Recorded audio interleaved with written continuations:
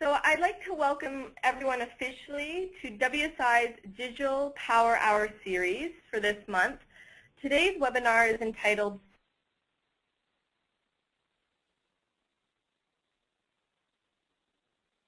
Director of Marketing Communications at WSI Corporate, and I'll be your host today. Now, I just want to go through a couple of housekeeping items before we get started. So everyone has been muted, so if you do have any questions, please type them into the question box. We will be having a question and answer session at the webinar and at the end of the webinar, and we'll try and get to as many as we can during that time. I always get this question. The webinar is being recorded, and the WSI consultant or staff member that referred you to this webinar will provide you with the recording. So don't worry if you missed something. You will have a chance to listen back to it when the recording is shared with you.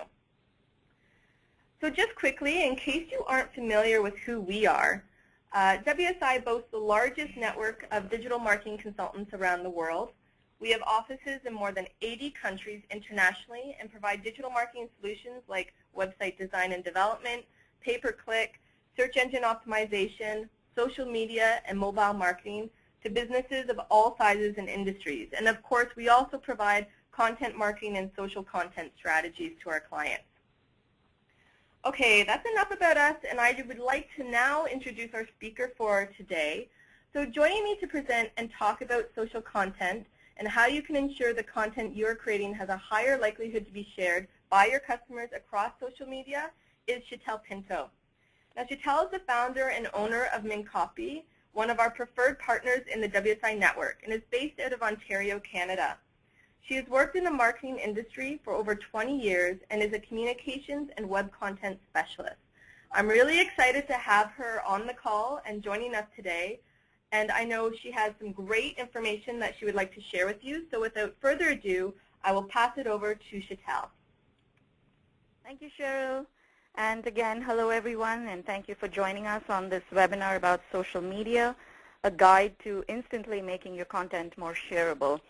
And basically what we're going to talk about today is trying, making sure that the content that you produce and share generates greater brand visibility, and it's the type of content that can go viral. Of course, we're not specialists or experts to make those funny cat videos or baby videos that one sees really setting fire online these days. But we're talking about content in the business world, content that can really boost the engagement for your brand and really connect with your audiences.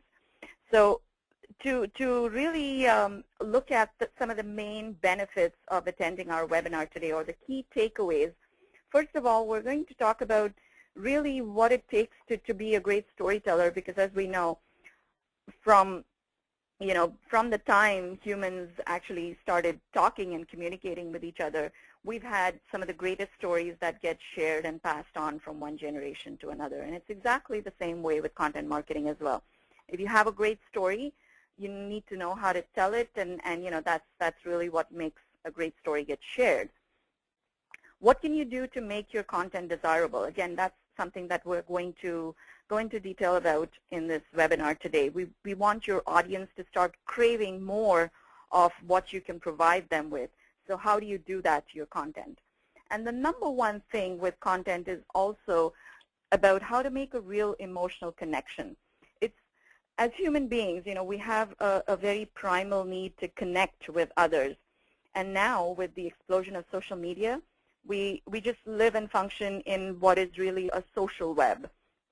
So the beauty of the social web is it allows us to reach out and to touch each other and be moved by each other's content and great stories. So that's really what we're going to talk about in today's webinar, and we want you to benefit from these three very important takeaways. Of course, in addition to many other ideas and tips and plenty of resources to help your ongoing content marketing efforts. So let's look at the agenda for today's presentation. To start with, I'd like you to, sort of just get an understanding of what the content marketing landscape looks like, an overview of the landscape. Let's also touch upon some of the key challenges that organizations like yours are struggling with today when it comes to content marketing. We all make mistakes, and some mistakes really hurt our brands. So we want to touch upon some of these common mistakes that are hurting brands so that you can find ways to avoid them. And then, of course, the crux of this webinar really is about how to make content that is shareable. So we want to talk about some of the characteristics that really define what makes content shareable. We're also going to walk you through some of the best practices in the industry when it comes to content marketing. And of course, with leaders like WSI that are worldwide, and you have the benefit of some of the greatest minds in the digital marketing world with the WSI consultants. So we will share some of these great best practices that you can now bring to your business when you take on content marketing. And we'll also have a whole host of tips and tools and resources to share with you, which you can reference at any time in the future as well after this webinar.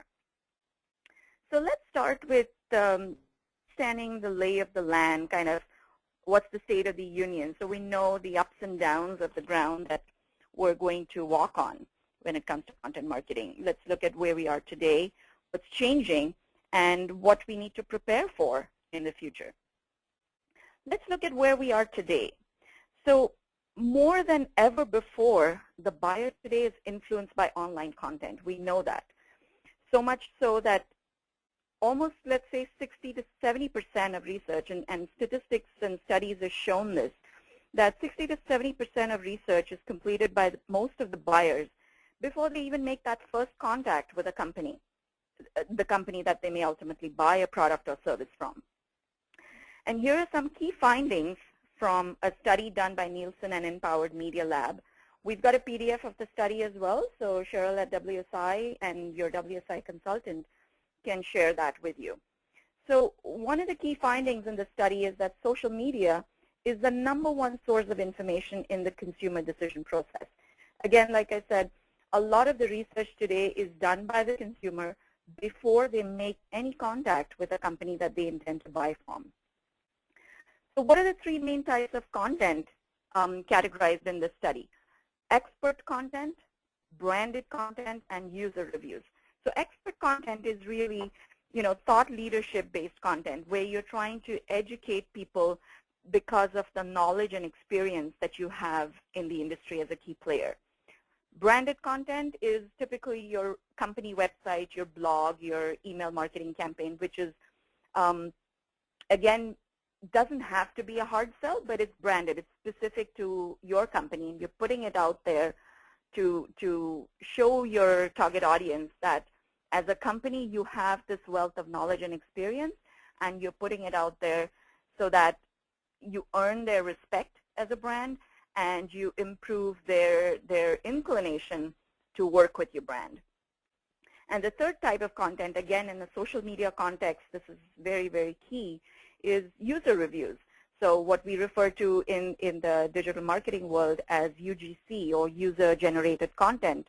And there's a ton of it out there. I mean, if you look at the number of comments and feedback that one sees about companies on non-company related or unbranded forums, it's enormous.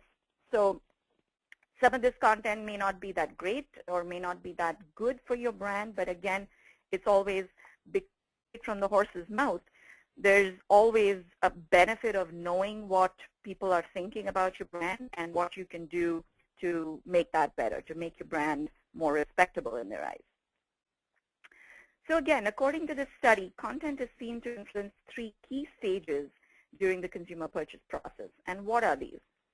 Stage 1 is when users are just starting to get familiar with your product. So you may have, some introductory pieces of content when you start a content marketing campaign or initiative where you're now introducing your brand and introducing your product to your potential target audience. Stage 2 is when you start to build affinity towards the brand in the mind of your audience, where they're now starting to get more not just familiar, but they're starting to like and respect your brand. And again, that's where your expert content or your thought leadership related content is very, very useful. And then stage 3 is where the buyer is now reaching that point of shortlisting your company as the one to buy the product or service that they need. So these are typically the 3 stages, and expert content has been seen to be the most effective in influencing high price point purchases. So for B2B marketers, this is possibly the most successful form of expert content because that's where high price point purchases happen. So again, these are just some statistics to help you understand where we are at today in the world of content marketing. Now let's look at what changes are likely to happen. And when I say likely to happen, these are not way off into the future. These are, many of these are already happening or underway. So in the last 18 months or so, we have really seen some sweeping changes in the world of content marketing. In a large part, this has been due to drastic changes made by Google, and your WSI consultants obviously have, updated you from time to time with changes that are happening in the SEO landscape. So what's happening as a result of that is with useless content being weeded out, ignored, and even heavily penalized by Google, marketers really have no choice but to up their game as far as content marketing is concerned. So that and the growing appreciation from the audience. Hello? Hello? Hi, Sheetal. We're still here. Oh, okay. Sorry, I just got a bit of a buzz there, so I wasn't You're sure good. I got cut off. Okay, sorry about that. So yeah, like I was saying, it's the marketers that are using content marketing or have been using it, it's really boosted the confidence of these companies, and they are now starting to do content marketing consistently. It's no longer just an add-on or a separate tool from their overall marketing initiatives. We've got a great study here from the Content Marketing Institute and Marketing Profs, which is their 2014 benchmark report. And here are some very interesting stats that are in the study, very encouraging statistics for us, those of us who are excited about content marketing and eager to improve our efforts in that direction. So this benchmark report shows us that 93% of B2B marketers today are using content marketing. That's huge. That's a great opportunity. 42% of them are saying that content marketing really works for them. And 44% have a documented content strategy. So that's the direction. I mean, it's not just a random spike marketing type of effort. It's something that companies are now doing consistently and building that as part of their integrated marketing strategy. 58% of these marketers plan to increase their budget and create more content. So one thing to remember here is that it's not really about just generating more content. It's not just about volume. And we'll touch more upon that in the remainder of this webinar. Because just having an increased budget does not mean that we start just cranking up the volume of content that we put out. The focus needs to be on quality, and the focus needs to be on what your audience really wants to know.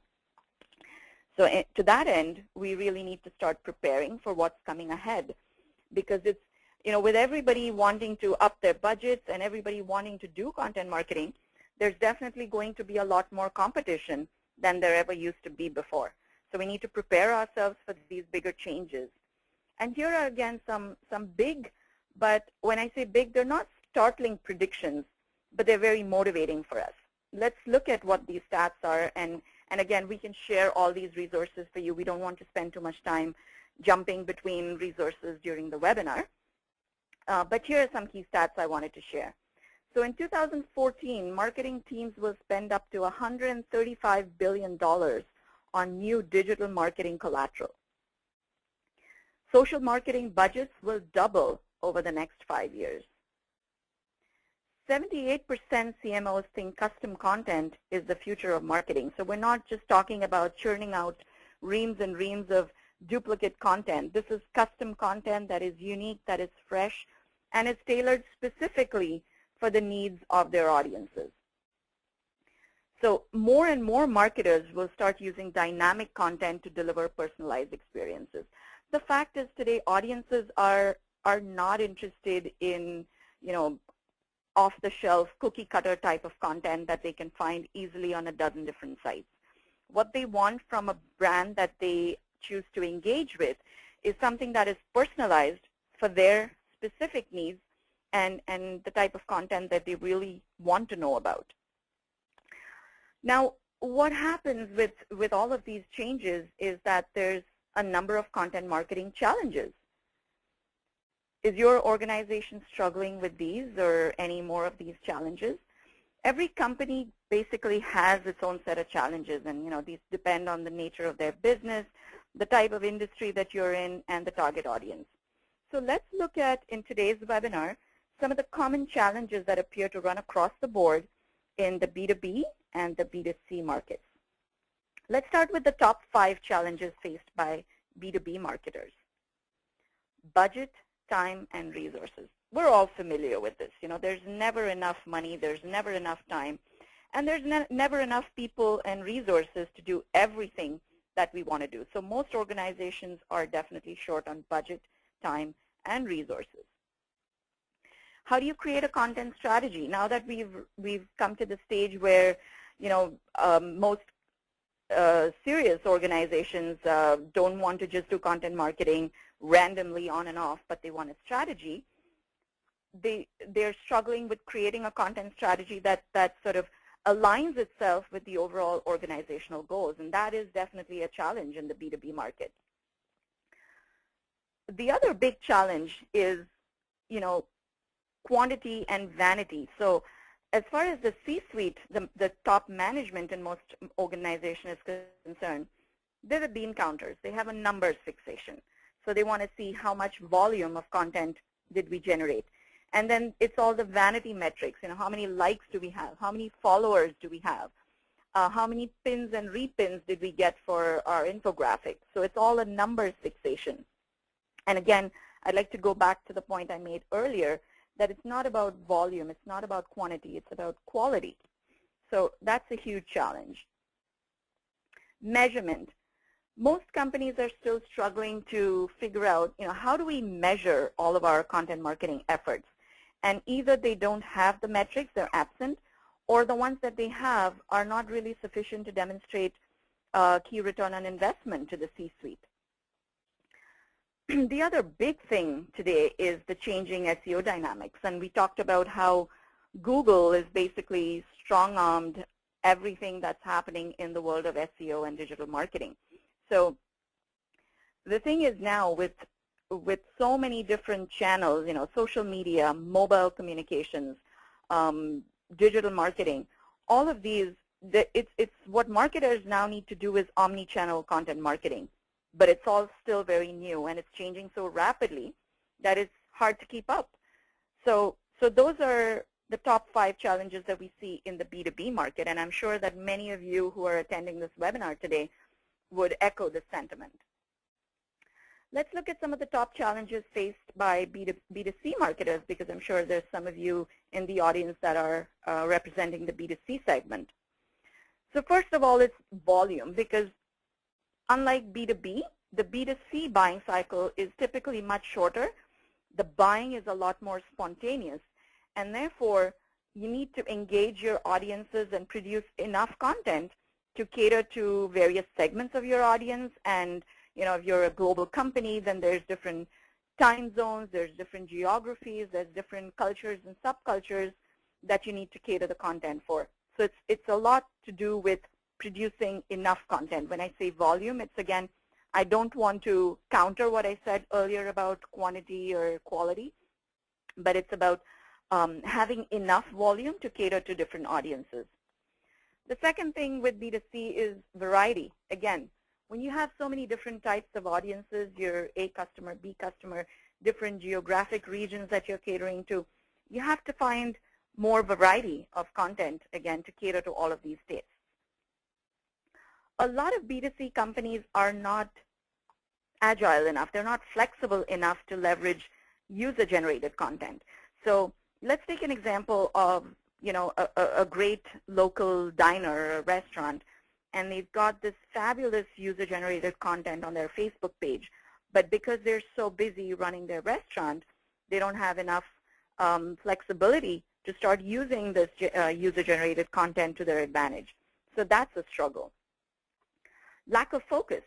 Sometimes it's with B2C, because there's so many different types of audiences and they're struggling to create enough volume, enough variety, they tend to kind of, water down their efforts and try to have far too many content buckets, and then there's a lack of focus. So what happens as a result is that there's no clear differentiators of the brand. There's no clear unique selling propositions to focus on in the content. And then again, lack of metrics or metrics that are not really very realistic. I mean, again, it's this fixation with numbers, and it's very easy to get distracted by quantity over quality and mistaking those numbers for ROI when it may not necessarily be doing anything to either boost your brand or boost your profitability. So having looked at some of these challenges, let's look at some of the mistakes that people tend to make in the content marketing world. Why, what are these mistakes? How can you avoid them? And why? Because you really don't want to do anything that will hurt your brand.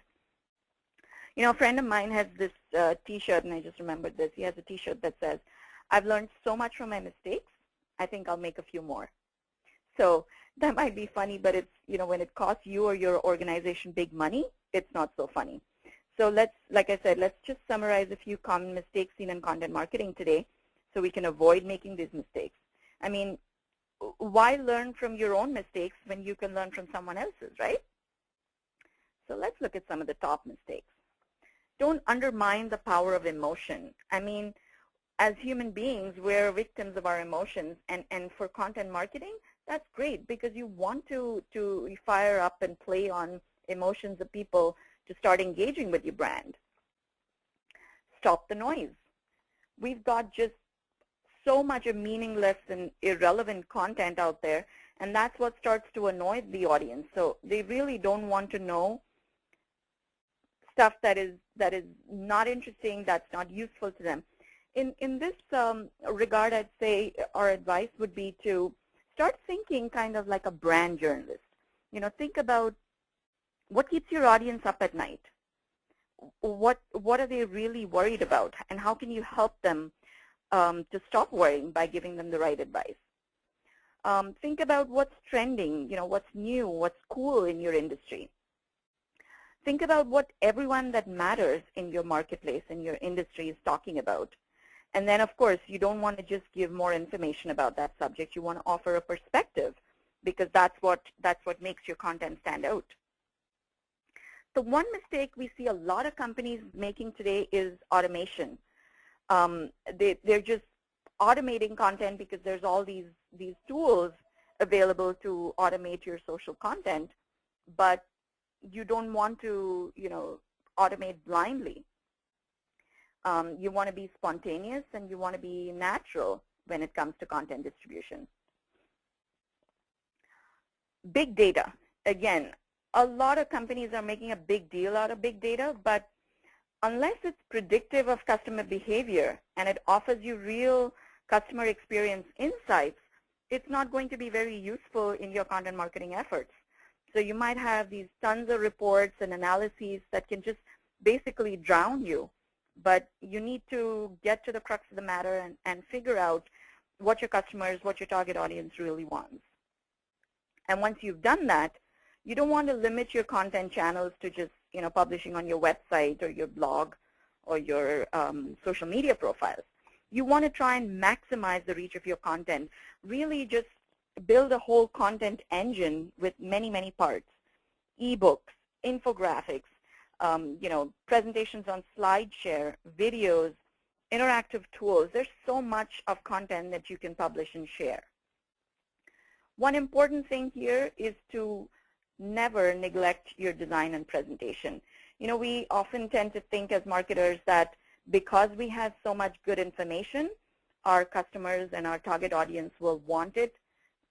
But if it's not presentable, if it's not appealing, the fact is that they're not going to look at it. So let's look at some more common mistakes to avoid. Shed the campaign mentality.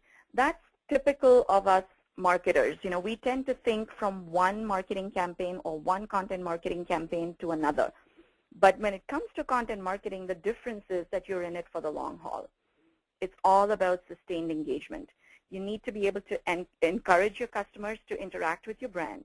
And typically how that cycle works is you start feeding them the right type of content to progress them from just mere discovery of your product and your brand to provocation. You start dripping the content to them and start increasing engagement.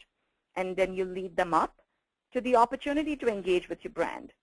And then the next step is loyalty. You want to start making these customers your loyal customers. So the way to do that is to not just reward your fans from time to time, but also celebrate them. You know, start returning that love, start sharing their content as well.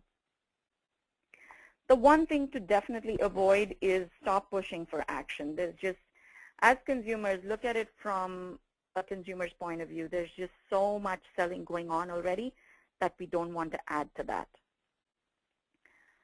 The trust factor, that's something that you can never jeopardize.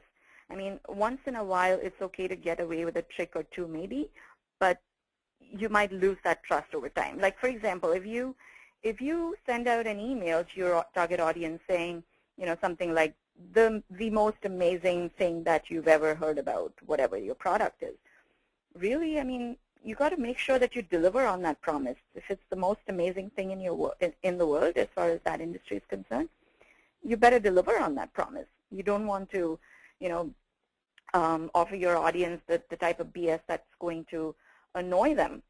And like I said, it's for small companies, sometimes it's difficult to be a content marketer that's always publishing new content. But there's a number of tools out there that can help you to, you know, start becoming a curator of content. You can find great resources that would be useful to your target audience and share those. But it's important to remember you can't, you know, copy or make duplicate content or steal without attributing the sources of those content pieces that you're sharing with your audience. Also, you need to remember not to bore the audience. You know, it's very, very easy for audiences to get bored today, so we don't want to make that easier. The other common mistake people make is just poor timing. You know, sometimes it may be a great content piece, but it may come out at the start of a holiday weekend, for example, and then it's lost, it's wasted. So you're spending all that time and effort trying to put out this great content, but if it's not going to be seen by the right people, it's not going to get shared and it's not going to move along. So it's all about making sure that you plan, and that's why we spoke earlier about having a great content strategy. You know, in a recent webinar, we were listening to one of the greatest marketing gurus, Guy Kawasaki, and he was actually talking about timing and even tweeting several times a day with the exact same tweet. I mean, I was a little bit surprised to hear that, but according to him and what he says makes sense, that when you tweet, it's not possible that your 1,001 followers are all going to see your tweet at the same time. So they may be in different geographies and different time zones. And so if the timing of your tweet was great for a certain audience, that's not necessarily true of another segment of your audience. So you can actually repeat your tweets. That's something that we here actually haven't tried, but it's a good idea to put out there. So let's look at what really makes content shareable, and this is you know, the crux of this webinar today. Let's look at some of the key elements and characteristics that your content must have in order to become shareable.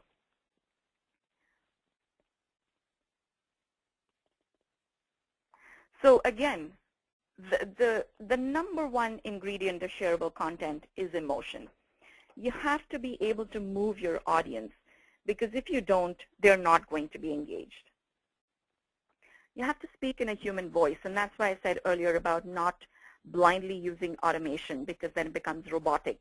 You sound like a stranger. You know, it's funny, as parents, we teach our children growing up, don't talk to strangers, don't pay any attention to strangers, don't listen to strangers.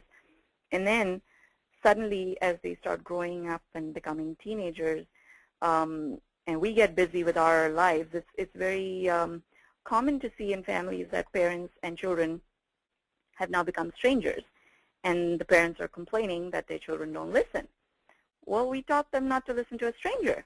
So it's exactly the same thing again with content marketing. If you're a stranger to your target audience, they're not going to listen to you, and they're not going to share your content. Again, another essential ingredient is to share content that is new and interesting. It's, again, all about storytelling. You have to tell a great story. It needs to be worth listening, and that's when it will get shared. You need to share content that addresses real problems that your target audience deals with. You need to find ways to help them and educate them and help resolve their day-to-day challenges with the advice and the tips and the best practices that you offer in your content. Your content has to always, always be credible, has to be authentic, and it has to be transparent, because that's really what your audience wants. They want the truth. They don't want the gravy. They want to get to the meat and potatoes of your content. Talk about what's relevant. And with social media, it's very easy to have these listening posts out there to know what your audience is craving, to know what's relevant to their market, to their industry, and offer them that information. You need to offer content that aligns with your overall organizational goals, and we talked about this when building content strategy. So you need to create content that actually has an impact on your business, on your marketing efforts, on your bottom line. Some other characteristics of shareable content. Your content must be bold and brief and true to your image. So if you have a brand promise, your content must deliver on that brand promise. It also needs to be easy to find. I mean, that's again, content marketing is kind of foundational to SEO and digital marketing. If it's not easy to find, it's not going to be easy to share. It needs to be accessible as well. Sometimes companies will have gated content, which you need to provide some information in exchange to download certain information, which is fine. But again, that type of gated content happens when there's a familiarity, there's an affinity with your brand, and people want to get to the next stage of engagement and involvement with your brand. You need to start building sustainable engagement, which is scalable. So again, stop thinking in terms of that campaign mentality and think about every stage of a consumer's engagement cycle and buying cycle with your brand, and scale your content initiatives to fit in with, to feed every stage of that cycle.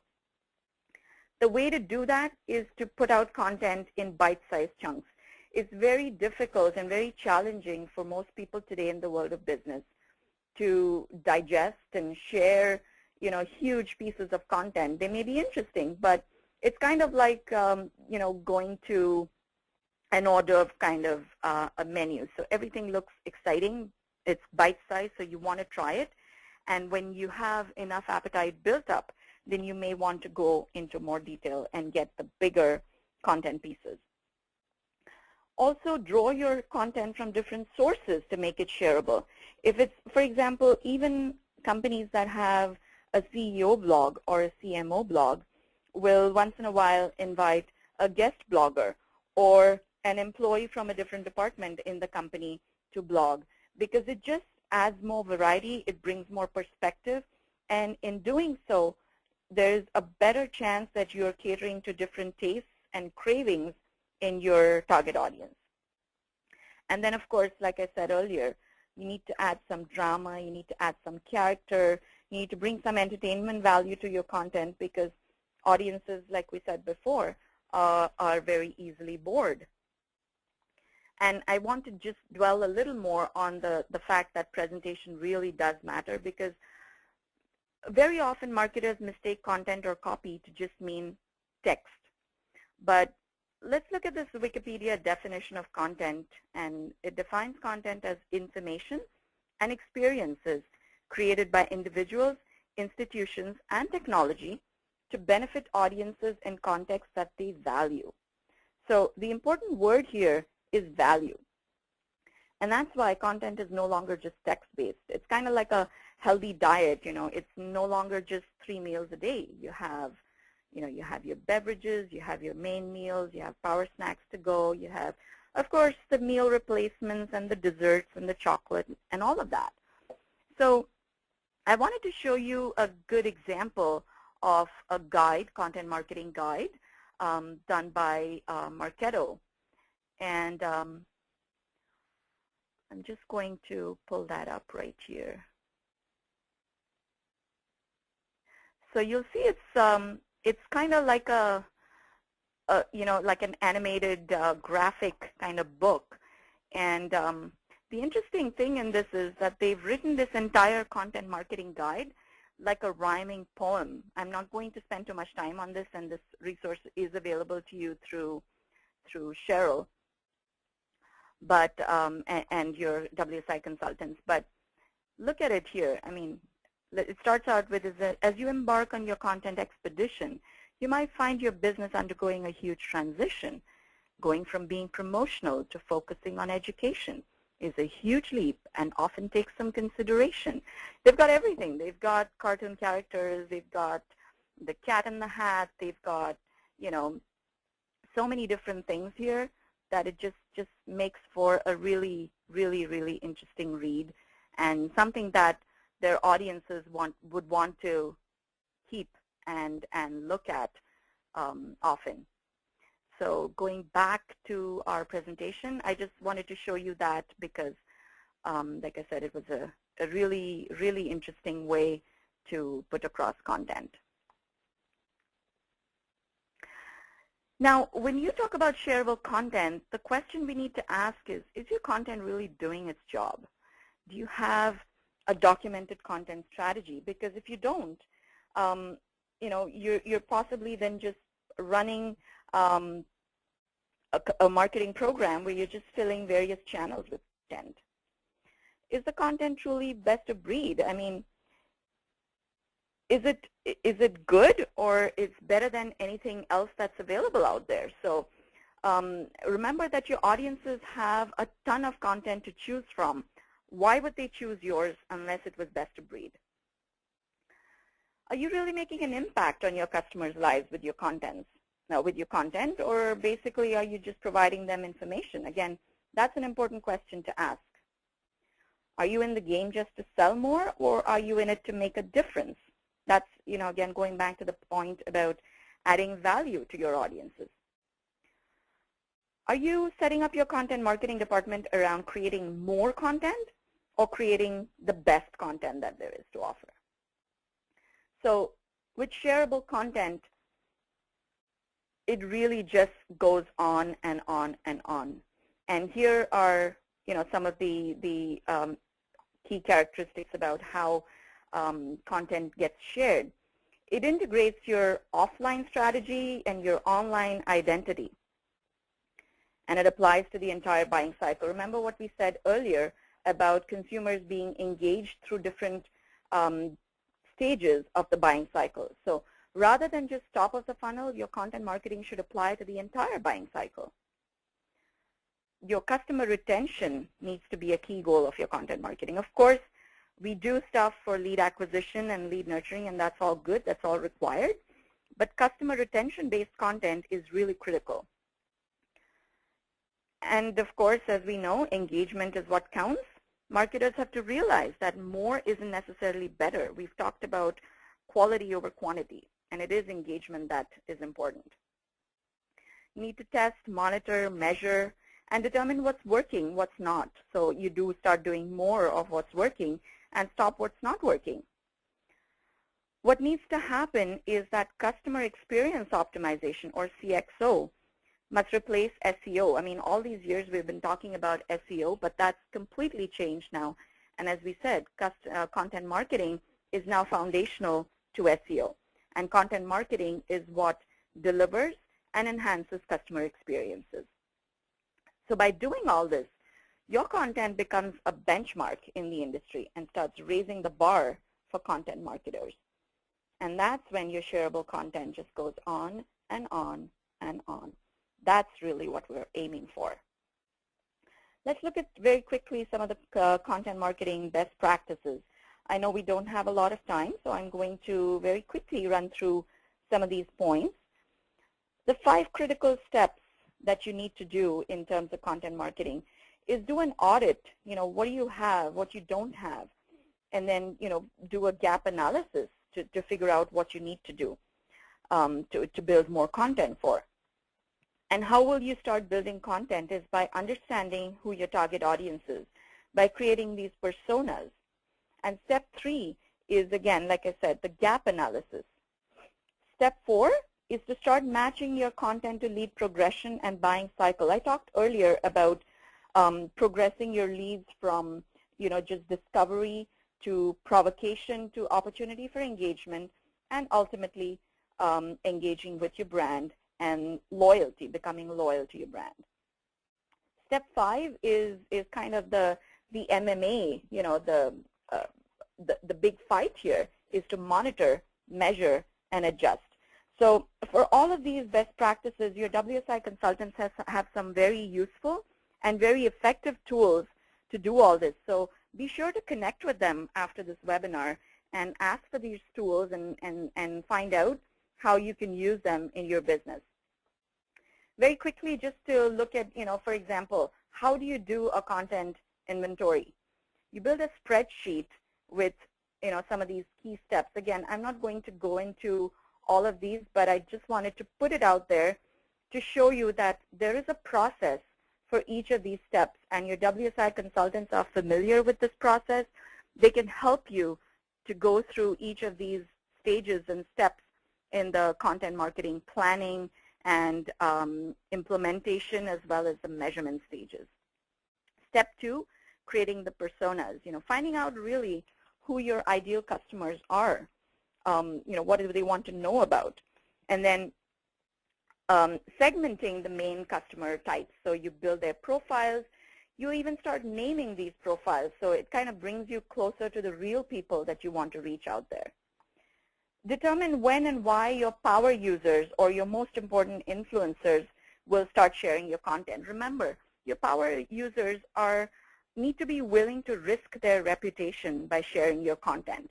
So if they're not completely convinced that your content is the best that there can be, they're not going to risk their reputation by sharing it amongst their circles.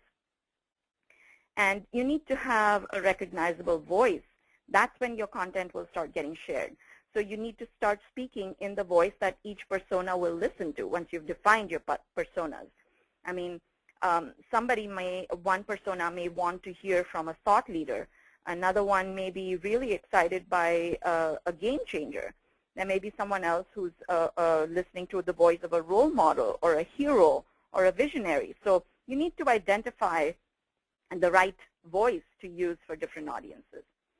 And then you do this gap analysis so that you can find the trending topics. And again, with social media, you can find trending topics on Twitter, on Facebook, on Google+, on LinkedIn. You need to figure out if you have sufficient content to share on these trending topics. And then once you know the difference between the content that you have and the content that your audience needs, that's your gap analysis.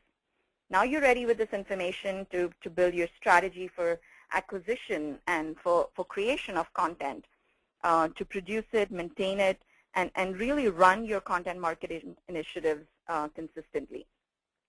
The thing to remember is that each persona will have a unique appetite for content. There will be content needs, so maybe competitive information, testimonials, videos, infographics. So different audiences will have different needs for types of content. But the different audiences will also have different barriers to overcome. So maybe a certain type of audience has had a previous bad experience. Or maybe some of them have an over-reliance on trade publication types of reviews. Maybe some of them have a lack of technical knowledge and are looking to get simplified content. So you need to understand these barriers in order to put out the right type of content. And then you start matching your content to the lead progression and the buying cycle. Again, I'm not going to spend too much time on this, but very quickly to run through the steps here. One thing here, like I said earlier, you can aim for many small interactions, and tools like social tools like Twitter are great for this. I mean, the more you tweet, the more small interactions you have with your target audience. And step 5 is again about monitoring, measuring, and adjusting. You need to know how your content is, what kind of reactions it's generating. And then look at how often it's being shared, how quickly it's being shared. What's the type of content that really fires up the emotions in your target audience? How receptive are they to certain types of gated content? Maybe you need to open up some of the gated content and make it more easily accessible. You need to have a mechanism to measure the right ROI with the right metrics. And of course, you need to start building a community of your employees, your content ambassadors, your guest contributors. So there's a number of tools and resources and tips that your WSI consultants can offer you. And all of these will help to enhance your brand visibility and boost engagement for your brand. So very quickly to summarize the 10 content marketing tips to make your content shareable here. Define your objectives, otherwise you won't know how to measure. Have a strong voice. Do your keyword research. Know what's trending. Make a list of the topics that you need to cover in your content marketing and align those with your corporate strategy. Come up with attractive titles for your content to catch people's attention. Know what the scope and messaging for each theme or topic is. Choose suitable formats. I mean, it doesn't always have to be a blog post or a web page. It could be an infographic. It could be a video. It could be a webinar just like this one. Keep a ready list of credible information sources and references to make your content have great variety. Build a schedule so that you know what the timelines are, who shares the responsibility. And always just listen up. I mean, your audience will tell you what they want more or less of. So almost coming to the end of our webinar here, we've got some great content resources. There's planning templates, there's content mapping templates, there's a buyer persona creation template, there's editorial calendars, there's templates for tracking keywords, there's a social media conversation calendar, there's a Facebook engagement spreadsheet. All of these tools and templates are available with your WSI consultants, and they'll be more than happy to share these with you. So definitely do reach out and ask your WSI consultants to share these with you. Plus, we've also got some great reading for you on the WSIworld.com blog, as well as on our Mintcopy content marketing blog. So be sure to visit us online and see the content that's available out there. And very quickly, I just wanted to show you an infographic from the Content Marketing Institute to very quickly summarize what the 21 types of content we all crave. So again, you can look at this resource. You will have the presentation and a link to it, but it's all to do with emotion, telling a story, adding value, and basically just solving real problems.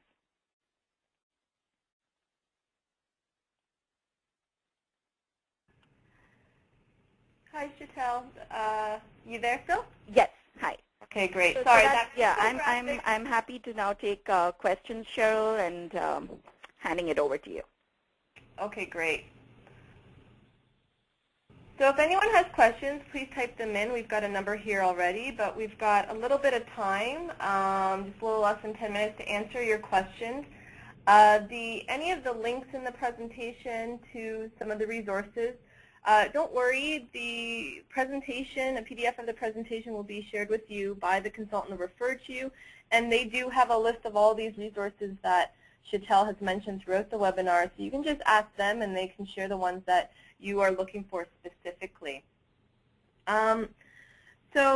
Just to kind of start off, I mean, maybe you just want to rehash. Someone had a question right at the beginning, and you were mentioning digital marketing collateral and all that sort of stuff. And they were just asking, what exactly do you mean by digital marketing collateral? Maybe just summarize that just to set us off on our questions. Sure. So are you seeing my screen okay? Yeah, we see the questions. Okay. All right. Yeah, so basically what we mean by digital marketing collateral is, let's say you've got a great campaign for a new product or a new service. Since everything now is online, you can have, your video tutorials to start using this product, or a trial demo with an instructional video, or you could have a user guide, user manual that's available to people that are using your product for the first time.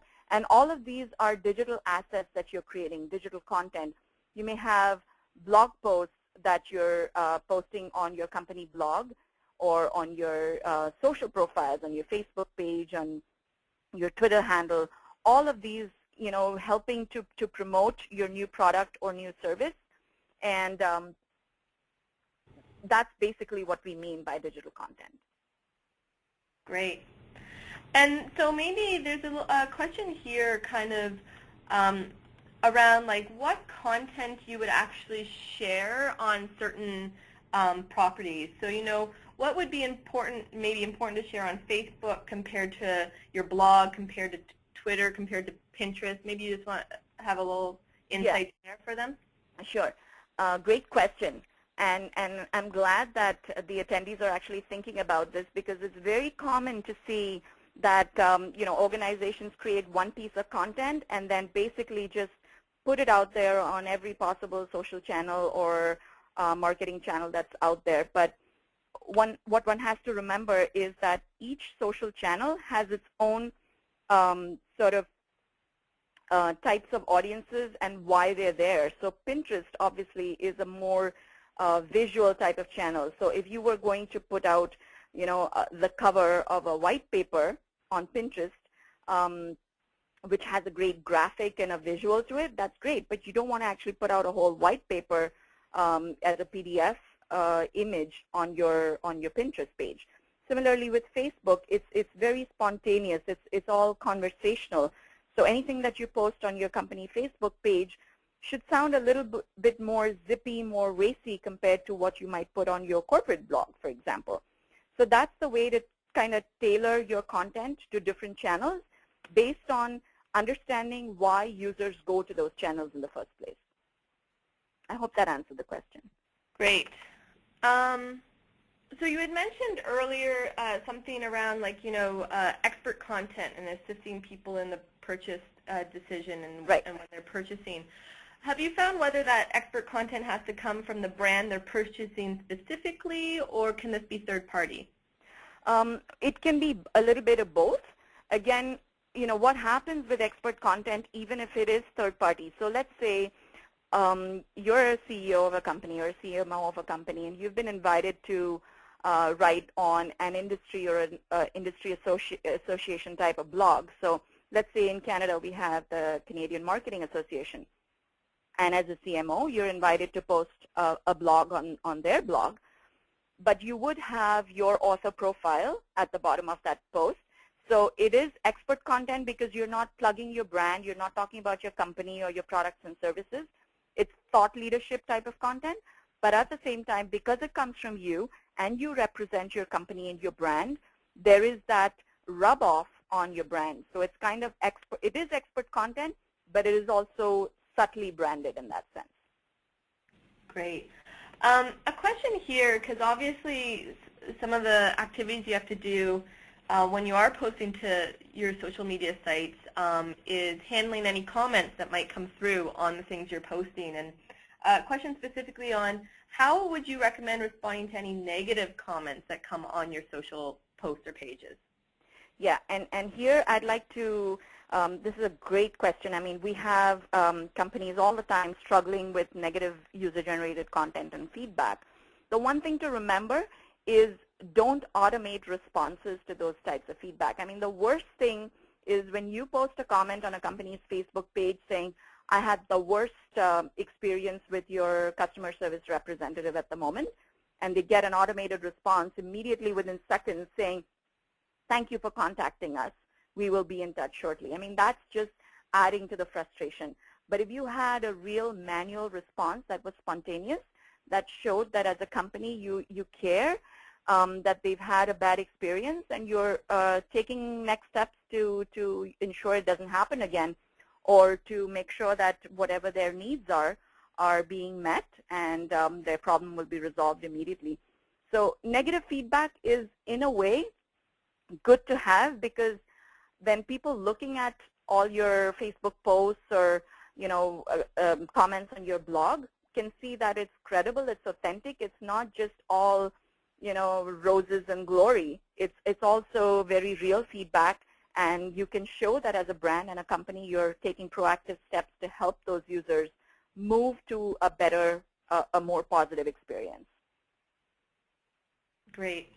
Now, at the earlier part of your presentation, you were talking about just general metrics and some of the mistakes to avoid when it comes to B2B and B2C. And just for those out there, B2B does stand for business to business, and B2C is business to consumer.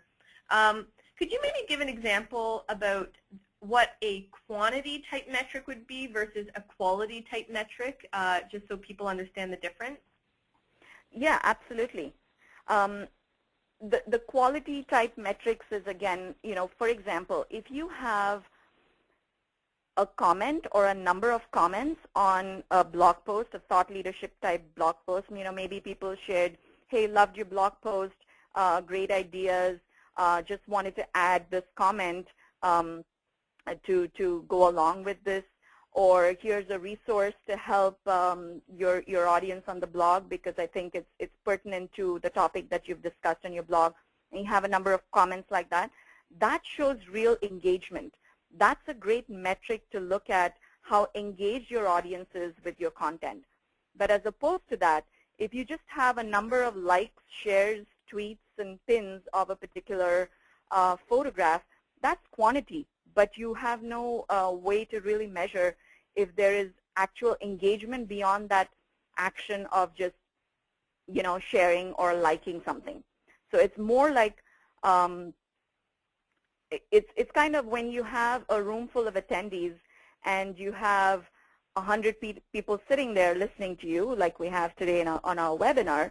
I mean, if I had 100 people sign up for the webinar and I didn't have any questions at the end of the webinar, that would show a lack of engagement. So the metric of having 100 attendees would really mean nothing, because I don't know whether they've actually taken away anything that I've communicated on the webinar. Just putting that into an offline perspective as well. Great. I know there's some remaining questions out there, but to respect everyone's time, I do want to wrap this webinar up. Again, if we didn't get to your questions, please consult the consultant that referred you to the webinar, and they'll be able to answer any of the questions you have. Just quickly to wrap things up, maybe Sheetal, if you can just move through our slides here. Yeah, sure. In case anyone is wondering or wants more information on just social media and content, we have definitely written a book that encompasses 12 different digital marketing tactics. And so be sure to check that out. It is available on Amazon. Yeah, I see you're just trying to bring up the slides, right? Yeah. So, I mean, I'd like to give a big thank you out to Sheetal for taking her time here today to educate you more on content marketing and how to make your content more social and create more social content. So thank you, Sheetal, for that. Thank you, Sheryl. I don't know why, but are you seeing my screen? I'm seeing your, not in presentation mode. So just click to the next slide below that and they can view it this way. If you can just click to the last slide. Yeah, great. So big thanks. We do have a survey that you can leave feedback for on our webinar, so that will be sent to you as a follow-up as well. So we love to hear your feedback. There is a marketing guide that we've written that just talks about how to create shareable content, so some tips there. So definitely have a look at that. I did share that in the chat box. That will be shared to you as a follow-up as well. There's a great infographic that we've created just around shareable social content. And again, your WSI consultant can definitely answer any questions you have on social content and making your content more social. So thank you again. Thank you to all for attending, and thanks to Sheetal for your time. I hope everyone has a great day out there, and we'll see you hopefully next month when we're talking about email marketing on our next webinar. All the best. Thank you. Thanks, everyone. Thank you, Sheryl.